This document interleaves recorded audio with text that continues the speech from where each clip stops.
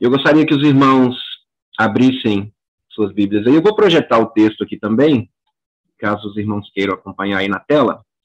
No Salmo 130. Salmo 130.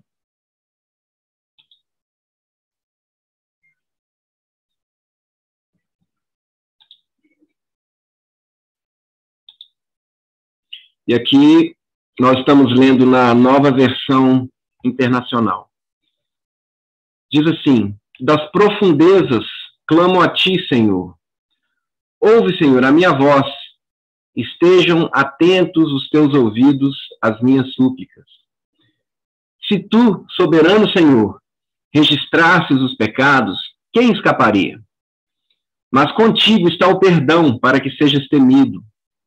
Espero no Senhor com todo o meu ser, e na sua palavra ponho a minha esperança. Espero pelo Senhor mais do que as sentinelas pela manhã. Sim, mais do que as sentinelas esperam pela manhã. Põe a sua esperança no Senhor, ó Israel, pois no Senhor há amor leal e plena redenção. Ele próprio redimirá Israel de todas as suas culpas. Amém. Vamos orar mais uma vez. Senhor Deus, muito obrigado porque o Senhor tem falado ao nosso coração. O Senhor tem falado através do testemunho, das músicas, do abraço virtual, e nós pedimos que o Senhor fale agora através da meditação na Tua palavra. Pedimos isso no nome santo de Jesus. Muito obrigado. Amém. Meus irmãos, o Salmo 130, ele faz parte de um grupo específico de salmos, que são chamados de salmos de romagem, ou salmos de peregrinação. Eles começam no Salmo 120 e vão até o Salmo 134. São 15 salmos no total.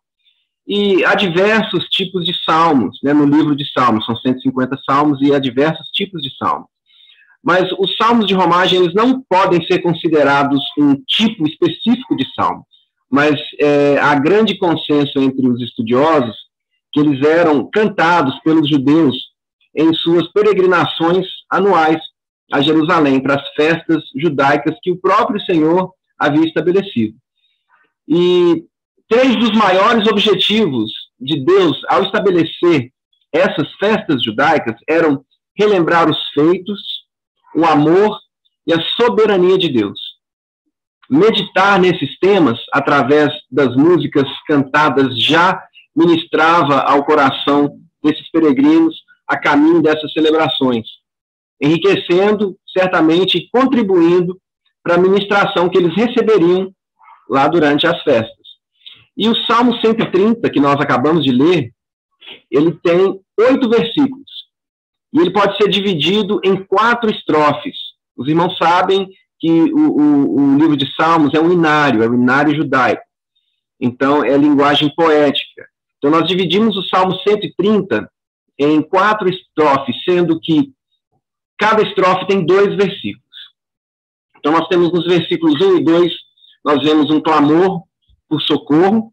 Nós vemos no versículo 3 e no 4, uma oração por perdão. Nós vemos nos versículos 5 e 6, esperança de uma intervenção divina. E, finalmente, no 7 e no 8, nós vemos o encorajamento de outros. Então, nós vamos meditar um pouquinho em cima de cada uma dessas estrofes, começando pela primeira, nos versículos 1 e 2. O versículo 1 e 2 diz assim: das profundezas clamo a ti, Senhor. Ouve, Senhor, a minha voz. Estejam atentos os teus ouvidos às minhas súplicas.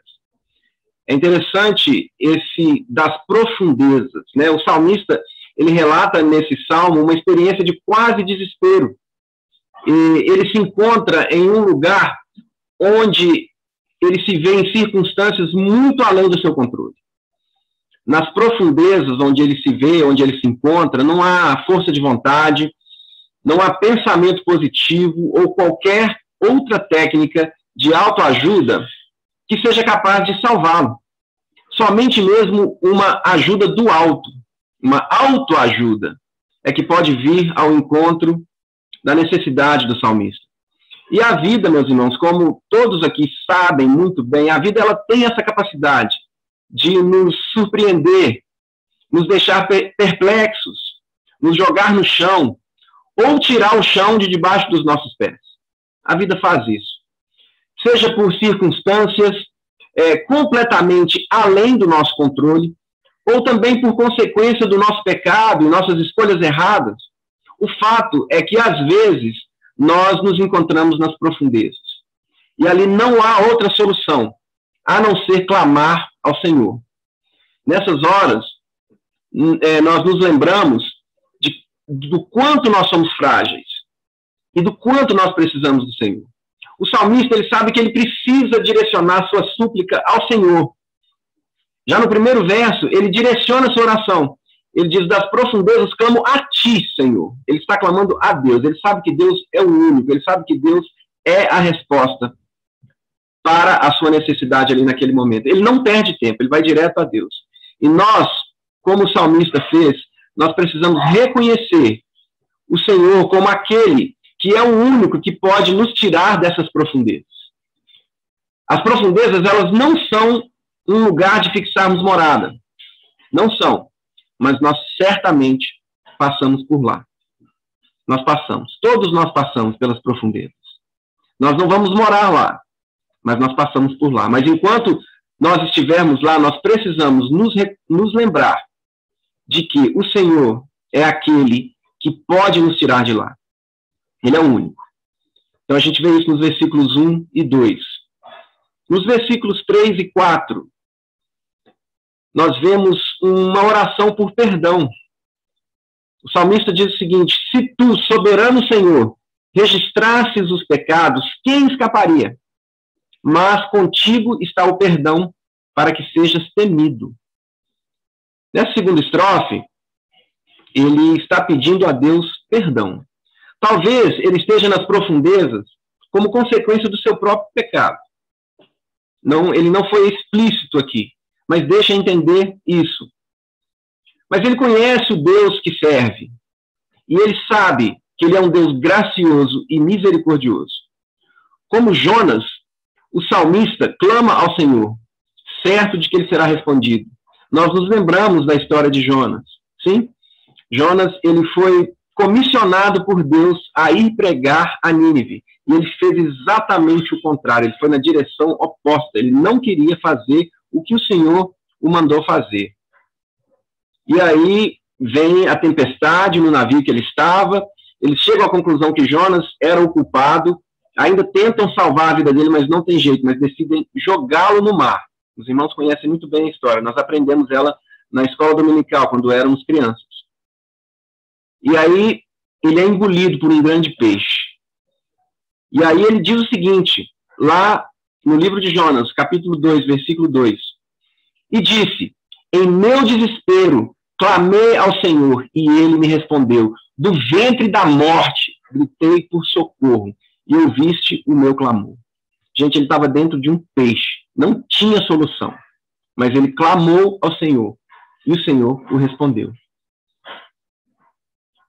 Esteja o salmista na situação em que se encontra por consequência de suas próprias ações, ou a vida tem ele jogado lá, ele sabe que Deus não o rejeitará. Ele sabe que Deus não o rejeitará. Por quê? Porque Deus não rejeita um coração quebrantado. Nós vemos isso no Salmo 51, versículo 17. Os sacrifícios que agradam a Deus são um espírito quebrantado, um coração quebrantado e contrito. Ó Deus, não desprezarás. Deus não despreza. Deus não pode resistir a um coração quebrantado. Quando não há esperança, meus irmãos, e nós estamos totalmente imersos nas águas do desespero, Deus se faz presente. E ele é um Deus acessível. Ele é tão acessível que se fez presente entre nós, em carne e osso, na pessoa de Jesus Cristo. Emanuel, Deus conosco. É Deus com o corpo de homem. É Deus se identificando com nossa fragilidade e com nossas lutas. Não é um Deus distante. É Deus próximo. Deus Emanuel, Deus conosco. Hebreus 4, versículos 14 e 15. Diz o seguinte: portanto, visto que temos um grande sumo sacerdote que adentrou os céus, Jesus, o Filho de Deus, apeguemo-nos com toda a firmeza à fé que professamos, pois não temos um sumo sacerdote que não possa se compadecer das nossas fraquezas, mas sim alguém que, como nós, passou por todo tipo de tentação, porém sem pecado. Esse texto é muito forte. Nós professamos uma fé em um Deus todo-poderoso, soberano, absoluto. Mas, às vezes, nós esquecemos disso quando estamos nas profundezas. Não esqueçamos disso. Jesus Cristo passou por todo tipo de provação. E Ele pode, e Ele é por nós. Ele se compadece das nossas fraquezas. Porque Ele passou por elas. Ele passou pelas tentações, porém sem pecado.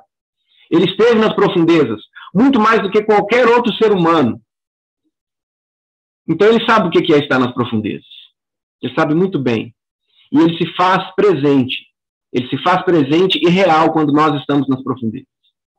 Ele não só se compadece de nós e nos socorre, como Ele cura a nossa alma através do perdão. Segundo o versículo 4, que nós acabamos de ler, a consequência do perdão é o temor do Senhor. Olha só, mas contigo está o perdão, para que sejas temido. É muito interessante essa questão do temor do Senhor como consequência do perdão. Nós fomos criados para nos relacionarmos com Deus e glorificá-lo através de tudo que somos e que nós fazemos. Conforme foi muito bem colocado na primeira pergunta do Catecismo Maior de Westminster. A pergunta é a seguinte: qual é o fim supremo e principal do homem? E a resposta: o fim supremo e principal do homem é glorificar a Deus e gozá-lo para sempre. Como o nosso pecado ele faz separação entre nós e Deus, o perdão nos restabelece em sua presença. E assim nós podemos viver de tal forma que nós cumprimos o propósito da nossa existência, caminhando nos preceitos do Senhor, caminhando no caminho do Senhor. Esse verso, ele só reforça a ideia de temor do Senhor no Antigo Testamento, que significa reverência e implica necessariamente um relacionamento com Ele. Ser salvo é conhecer e se relacionar com o Deus Criador e Senhor soberano e absoluto de tudo. Isso é tremendo, isso é maravilhoso. E o perdão nos coloca de volta nessa trilha, na trilha relacional, pois o nosso Deus é um Deus relacional. E nós chegamos então na terceira estrofe, que são os versículos 5 e 6. E nessa terceira estrofe, nós vemos o salmista colocando as esperanças dele no Senhor. Olha o que ele diz: espero no Senhor com todo o meu ser, e na sua palavra ponho a minha esperança. Espero pelo Senhor mais do que as sentinelas pela manhã. Sim, mais do que as sentinelas esperam pela manhã. É interessante ver aqui que nesse texto, o salmista ele anseia por muito mais do que o socorro de Deus. Ele anseia pelo próprio Deus. Não simplesmente o socorro que Deus pode nos dar, mas a presença de Deus, Deus mesmo. Ele anseia pelo Senhor. Ele continua nas profundezas, mas ele espera no Senhor com todo o seu ser e coloca a sua esperança na palavra do Senhor. É isso que ele diz. Ele sabe que Deus não é homem para mentir ou mudar as regras de jogo no meio da partida. Quem faz isso são os homens. Deus não faz isso. O próprio Deus, falando de si, no segundo oráculo de Balaão, ele diz em Números 23:19, ele diz o seguinte: Deus não é homem para que minta, nem filho de homem para que se arrependa. Acaso ele fala e deixa de agir? Acaso promete e deixa de cumprir? A resposta para essa pergunta retórica é um estrondoso não. Ele não deixa de agir, ele não fala e deixa de agir, ele fala e age. Ele não fala, ele não promete e deixa de cumprir, ele promete e cumpre. É exatamente isso que o salmista está dizendo, e é por isso que ele sabe que ele pode esperar no Senhor, que ele pode ter esperança na palavra do Senhor. Ele sabe que pode esperar porque se trata de uma promessa de Deus, do Deus que não pode mentir, do Deus que fala e cumpre, que não volta atrás, Os salmos, eles são ricos em linguagem poética. E no verso 6, o salmista usa a símile para expressar a sua confiança na promessa de Deus. As sentinelas que esperam pela manhã. Eu nunca servi exército. Eu nunca tive que ficar de guarda. Mas quem já foi, quem já fez isso, quem já serviu, certamente irá compreender exatamente o que o salmista disse aqui. Mas quem já teve que ficar acordado, esperando alguma coisa, alguma notícia, a chegada de alguém, sabe que chega uma hora que o sono ele é quase insuportável. Eu mesmo, eu não sou bom para ficar acordado a noite toda. Eu vou até um certo momento. E depois de um certo momento, fica muito difícil. As sentinelas que ficam de guarda, elas não podem dormir. E elas têm que lutar contra o sono. Mas quando chega amanhã, elas são rendidas. Por isso elas anseiam pela chegada da manhã. Pois a espera terá chegado ao fim. E a figura de linguagem usada aqui é perfeita. Pois a espera, ela vai chegar ao fim. Por quê? Depois de toda a noite, vem uma manhã. A noite, ela não dura eternamente. O anseio da chegada da manhã é porque ela é certa. Amanhã vai chegar. É uma certeza inequívoca. Amanhã chega depois da noite. Depois de toda a noite vem amanhã. A noite não continua para sempre. Agora, a espera, ela pode ser longa, né? Ela pode ser longa. E parece que em alguns momentos ela nunca vai terminar. Mas a chegada da manhã é certa, meus irmãos. Ela vem. Por isso nós podemos ter a plena certeza da presença de Deus conosco, pois a sua palavra não falha. Jesus, ele disse em Mateus 24, versículo 35, os céus e a terra passarão, mas as minhas palavras jamais passarão. Às vezes nós esperamos por algumas coisas específicas e nós podemos até receber essas coisas. Mas a espera do salmista não é por coisas, mas pelo Senhor, pela presença do Senhor. É uma ideia semelhante à ideia do Salmo 23, versículo 1. Versículo tão conhecido. Todo mundo sabe. O Senhor é meu pastor. Nada me faltará. Qual que é a ideia aqui? Não é que com o Senhor nós teremos tudo que nós queremos, ou até mesmo tudo que nós achamos que nós precisamos. A ideia aqui é o seguinte: se nós temos o Senhor, se nós temos a presença do Senhor, nós temos tudo de que nós precisamos. Nós não precisamos de mais nada. O Senhor é suficiente. É o pacote completo. Não falta nada. Essa é a esperança do salmista. E aí nós chegamos na última estrofe, nos versículos 7 e 8. Uma estrofe que fala sobre o encorajamento dos irmãos. Dizem assim, os versículos 7 e 8. Ponha a sua esperança no Senhor, ó Israel, pois no Senhor há amor leal e plena redenção. Ele próprio redimirá Israel de todas as suas culpas. Uma vez de posse dessa certeza e da convicção que Deus intervém e é presente, o salmista, mesmo ainda nas profundezas, ele pode encorajar os outros. Põe a sua esperança no Senhor, ó Israel, pois no Senhor há amor leal e plena redenção. Duas coisas que o salmista encontra no Senhor: amor leal e plena redenção. Às vezes, a sensação é que amor leal, em nossos dias, é algo a caminho de extinção, certo? Amor leal é algo que está em perigo de extinção. Isso porque nós mesmos somos exemplos de um amor imperfeito. O nosso amor, geralmente, ele é condicional. Nós precisamos de uma resposta correspondente. Senão, ele acaba chegando ao fim. Ele vai acabando, ele chega ao fim.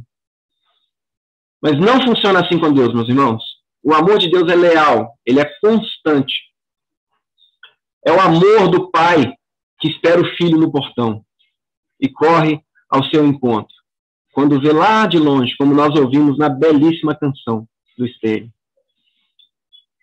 O pai sabe de tudo que o filho fez, mas isso não importa. O que importa é que ele voltou com o coração quebrantado e arrependido. E agora é daqui para frente. O passado está literalmente para trás.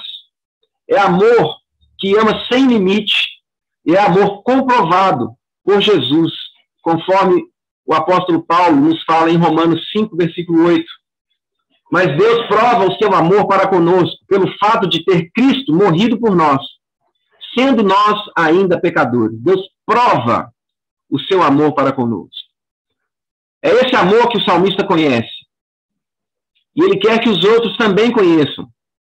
Ele acrescenta que através desse amor de Deus, há plena redenção. Ele é um amor leal. E através desse amor, a redenção é plena. O adjetivo pleno, ele indica que é algo completo, é algo perfeito, sem nenhuma pendência, sem nada que necessite de um acerto ou de um retoque. Por isso que ele continua dizendo no versículo 8, ele próprio redimirá Israel de todas as suas culpas. É exatamente isso que Jesus fez por nós. E por isso que logo antes dele morrer na cruz, as suas últimas palavras foram: está consumado. A obra de Jesus foi completa. Não há nada mais a ser feito. Por isso, nós não devemos ficar correndo atrás de novas revelações, de novidade, para enxergarmos as coisas de uma nova perspectiva. A perspectiva está aí. Se você tiver alguma perspectiva que não é aquela que a Bíblia já colocou para a gente, então o seu novo, na verdade, é velho. O seu novo é velho, porque tudo se fez novo, não é isso? Olha o que diz 2 Coríntios 5, 17 a 19. Portanto, se alguém está em Cristo, é nova criação. As coisas antigas já passaram, eis que surgiram coisas novas. Tudo isso provém de Deus, que nos reconciliou consigo mesmo por meio de Cristo e nos deu o ministério da reconciliação. Ou seja, que Deus, em Cristo Jesus, estava reconciliando consigo o mundo, não levando em conta os pecados dos homens, e nos confiou a mensagem da reconciliação. Nós podemos aguardar a nossa plena redenção. Nenhuma culpa antiga será deixada para trás. E não só nós podemos, mas nós devemos encorajar os outros ao nosso redor, como o salmista falou. É para esperar no Senhor, Israel. Nós devemos encorajar os outros ao nosso redor com a mensagem da reconciliação que Deus confiou a nós. Pois nós estamos falando de algo que aconteceu conosco. Nós estamos falando de uma redenção que nós já vivenciamos. O próprio Deus, meus irmãos, para terminar, o próprio Deus se encontra conosco nas profundezas. Ele nos perdoa, ele intervém na nossa história e ele nos dá a certeza da sua presença conosco. E nos envia também para que nós levemos essa mensagem àqueles em nosso raio de ação, em nosso raio de influência. Que nossa vida seja assim, repleta da certeza que Deus nos ouve, que sua presença é tudo o que precisamos e que essa presença pode ser real também àqueles que se renderem ao senhorio de Cristo. Amém. Que Deus nos abençoe.